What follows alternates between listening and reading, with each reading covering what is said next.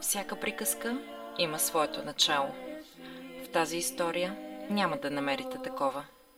Началото на тази приказка се е изгубило през годините. Тук героите не са изящни принцеси или храбри рицари. Те са обикновени хора. Хора с мечти и надежди за своето родно място. Това са хора, които не са се борили с змейове или триглави лъми. Те са герои, защото се борят за нещо много по-важно. Тези хора искат едно единствено нещо. Това, което ни предстои. Това, което всички ние притежаваме, но не винаги използваме пълноценно. Искат бъдеще.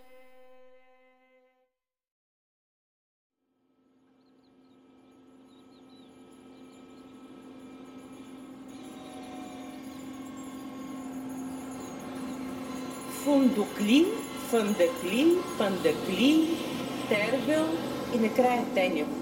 С течение на времето се е променяло и неговото име, променяли са се хората, променяли са се нравите, обичаите, но винаги Тенево е било едно от големите села в този регион.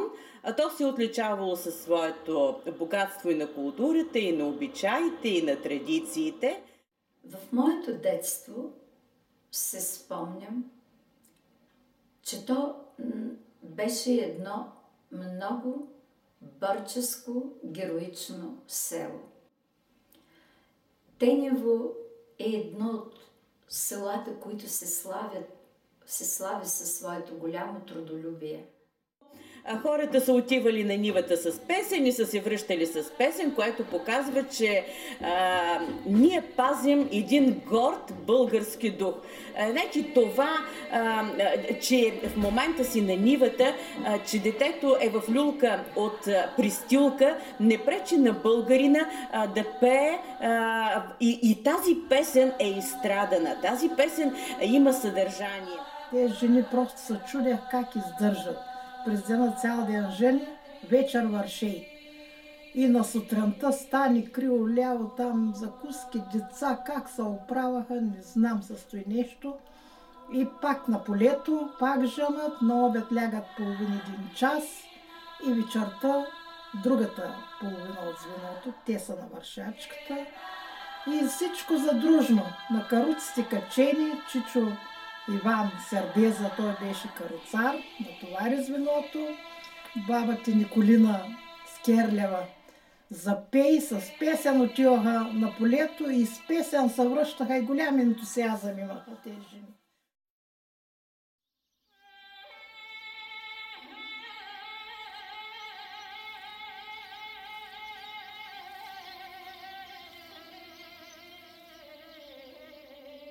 Майка ми беше активна общественичка. Тя е една от създателките на художествения самодеен колектив. Този колектив беше и остава гордостта на Тенево. Тенево е пеещо село. Още през 1953 година той завоюва званието национален първенец. Жекова като ученички, още като завършихме, сложи да пеем някой какътя Ангелина, още двете момичета, да пеем в читалищния хор. И в 1953 година ходихме, бяхме национален първенец. Снимката има тук с роклите, с всичкото. И пеем една песен за Вълк Червенко, ТГС-то дето. Тя е много хубава песничка. И той от Мавзолей, нали, беше министър-председател Вълк Червенко. И наспря на площада срещу Мавзолея, той беше на 24 май. С плакатите спряхме да пеем тази песен за него. Тогава бяхме смесен хор. И в Стара Загора беше областта Загорска бяхме. И накласираха там. Даже сестра ми пеше една песен за Злата и Черник, произлезе на сцената, вика, тъж черната пак ще вземе първи изход. Специално тук в Тенево, точно това е много съществено. че теневци винаги са вървяли като че ли една крачка напред от другите села. И винаги са казвали, че тук се гражданеят хората. 3 дни са вървяли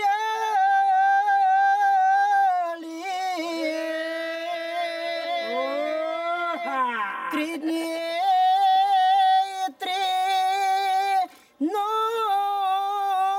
нощи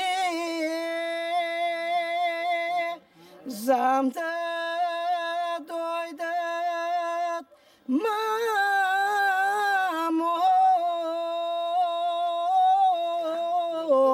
мене да си видят. За себе си мога да кажа, че докато бях с 2 крака, ходех в село Тинево, в колектив има пеят народни песни, автентични. Ходя там, пея. Сега вече никъде не мога да ида, но и не съм паднала духом. Пак си излизам, весела съм, щастлива съм най-вече, че имам 4 деца. Щастлива съм, че Бог ме остави жива и здрава да живея и да си гледам децата. И най-важното, човек да има желание за живот духом. Това е най-важното. Желанието го имам. Желание имам за всичко, което е рекал Господ. Пак на Него се молим, защото ние сме в Неговите ръце. Бог каквото реши, той. Черно по черняло,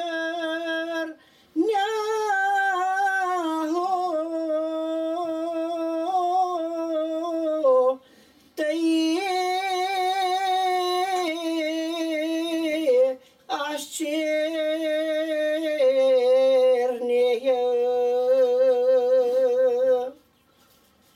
Благодаря ви.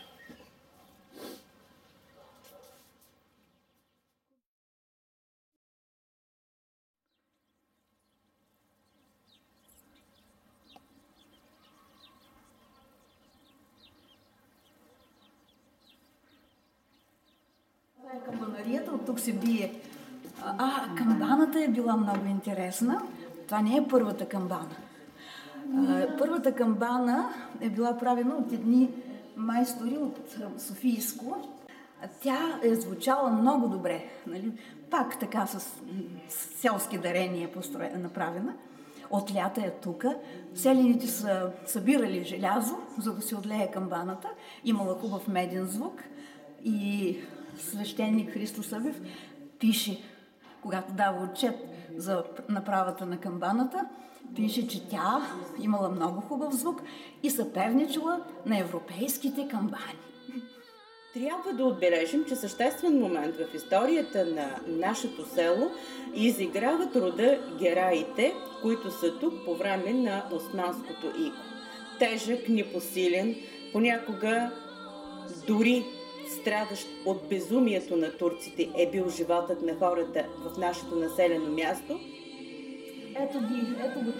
Ето ги тези мраморни плочи, за които говорихме. Те сега са покрити с едни филимчета, но ето там можем да видим тия изображения. Аз казах, че те са ги купили на търг от турци и са ги нарекли турските камъни.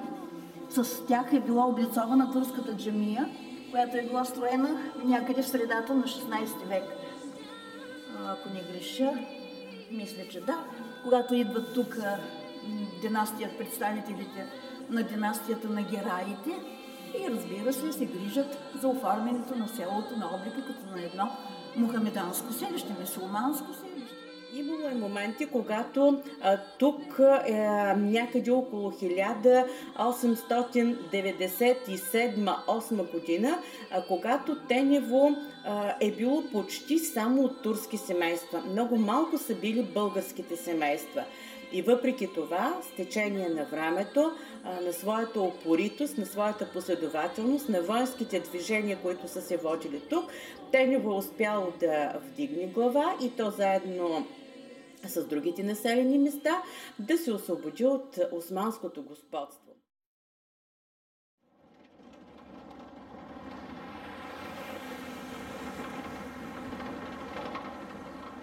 И сега, понеже съм работник, който има повече от 35 години в читалище, означава, че добре съм се опитала да опозная традициите и празниците и фолклора, защото това е наша основна задача, да ги запазим за идните поколения. Ще се опитам с няколко изречения да ви кажа и за основните традиции, обичаи на теневското население. В Тенево е характерен Мегдана, мястото, където са ставали хората. Едно пространство, заобиколено с дюкяни, както са се наричали, с магазини, с кръчми. Там са сядали възрастните, а на площада, на Мегдана, когато засвири музиката, започва хорото. Най-напред започва да играят мъжете, играят тъй нареченото хоро Сустата, едно много енергично, мъжко, шумно, така тропливо хоро. А след това вече, когато се успокои музиката, започват, се хващат момите и целият Мегдан, който е доста голям тук в селото, се обикаля от това голямо хоро, а пък малко по-настрани се прави и малкото хоро на малките момиченца и момченца, които още не са готови да играят на голямото хоро. Един от характерните елементи по време на сватбата е правенето на меденика. Това е в петък, когато се реди чеиза на булката в дома на младоженника. Сватбите на теневци са продължавали по 3 дни.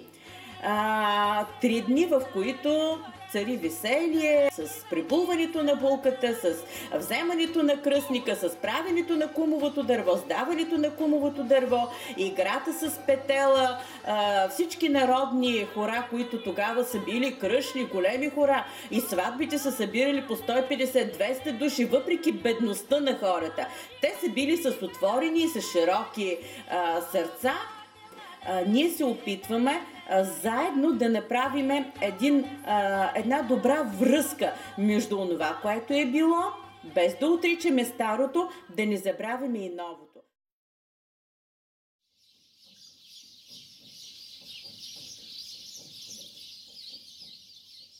Завършила съм в едно от най-хубавите и големи училища на Ямболския окръг, основно училище Васил Левски. За разлика от сега, тогава децата бяха много повече. Винаги ми е правило впечатление респекта, който създаваха учителите в учениците. Така се случи, че след като завърших, се върнах да работя в училището като учител.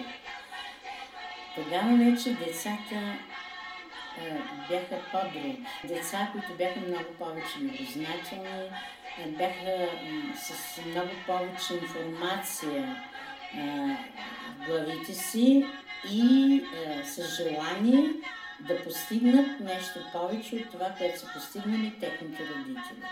И до сега ученици, които съм обучавала, когато ме срещнат, ме казват с усмивка: вие ми бяхте учителка.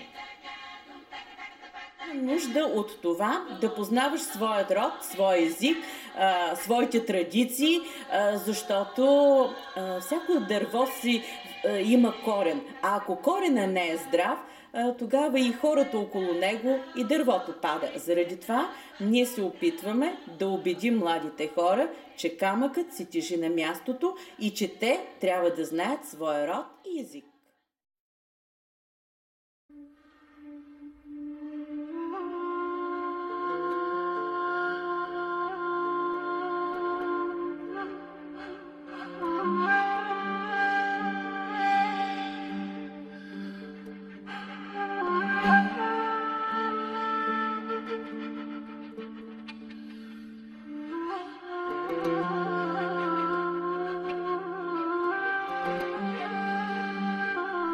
Идва краят на нашата приказка. Краят само на моите думи и на вашето внимание. А дървото продължава да расте. С него и корените на мечтите за бъдещето.